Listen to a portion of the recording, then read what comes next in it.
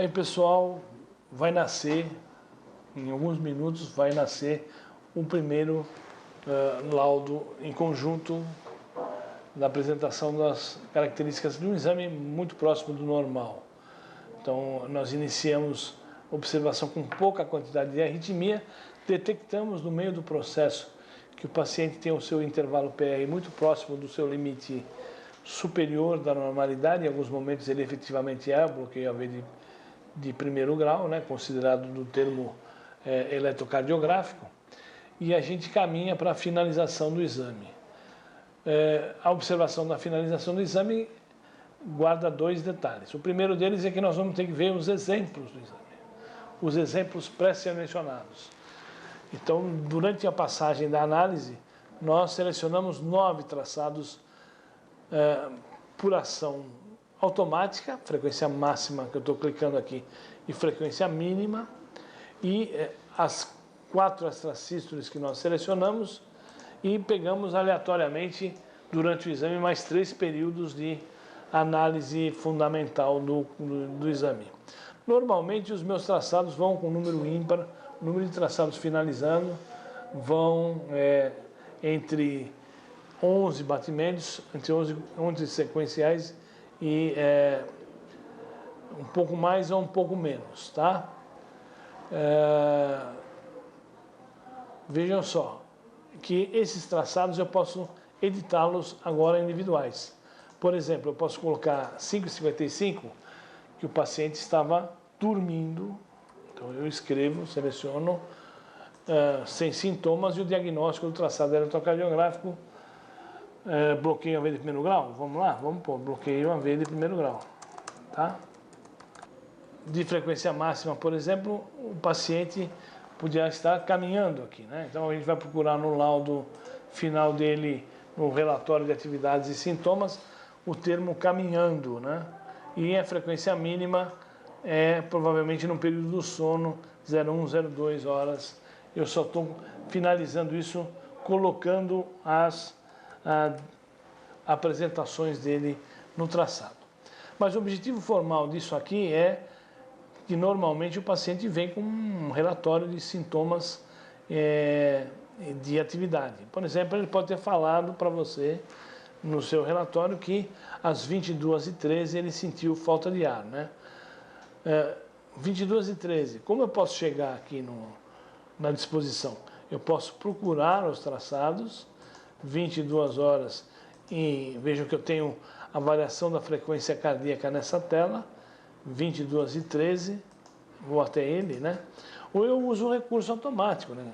Quero mostrar para vocês que existe uma tela em que, por exemplo, cliquei aqui no ECG do paciente, abro o mouse e ponho horário e vou lá, 21h13, o paciente teve falta de ar às 9h08, 09, 08, 00 segundos. Portanto, esse horário específico é o que ele teve falta de ar.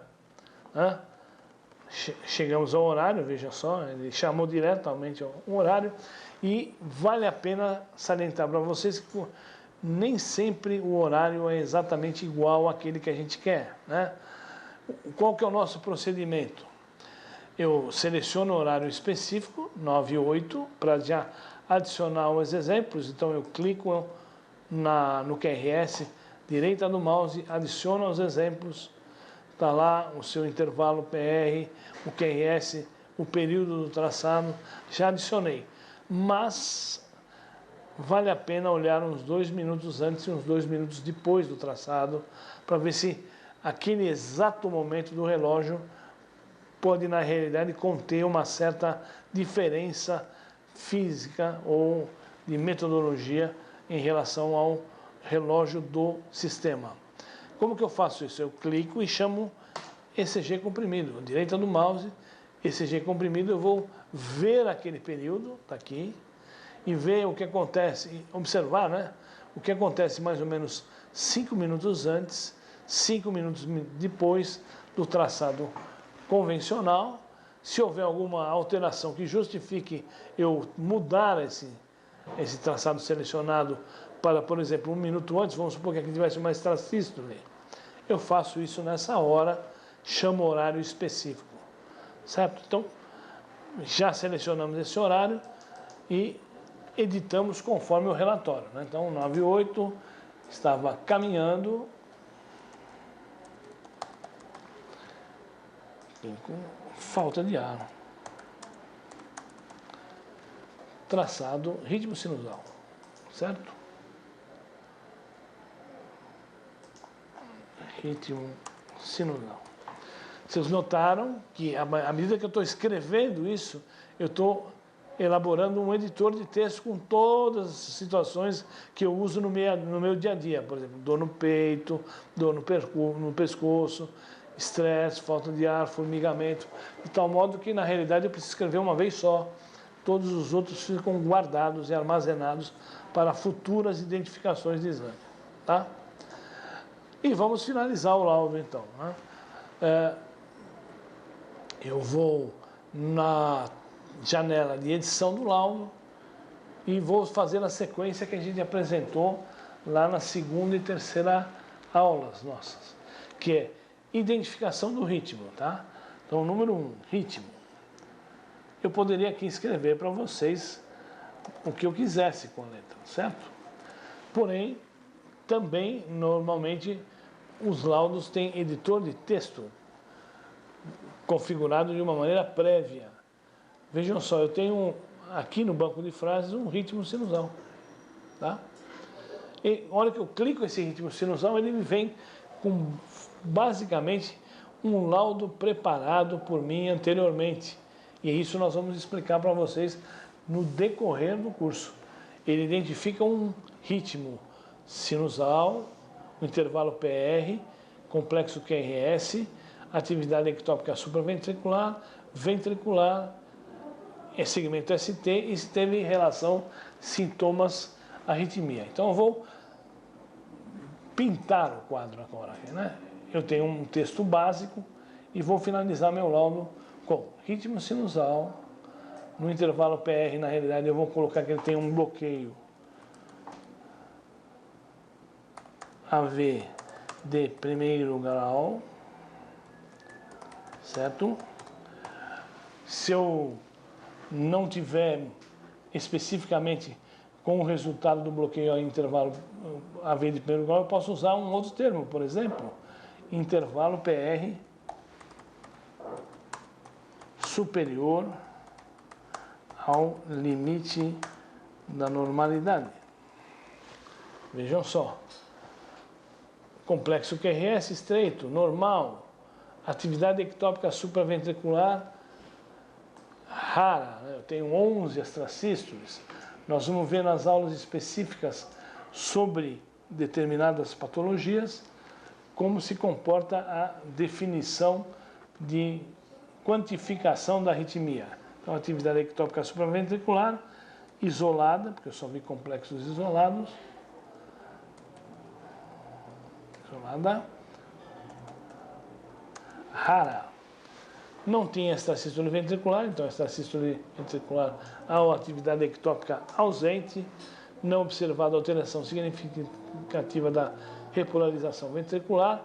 Em relação aos traçados do exame, vale a pena ressaltar que você está vendo essa alteração e o dado que você tem concreto é o início do exame e a finalização dele, o paciente referiu sintoma.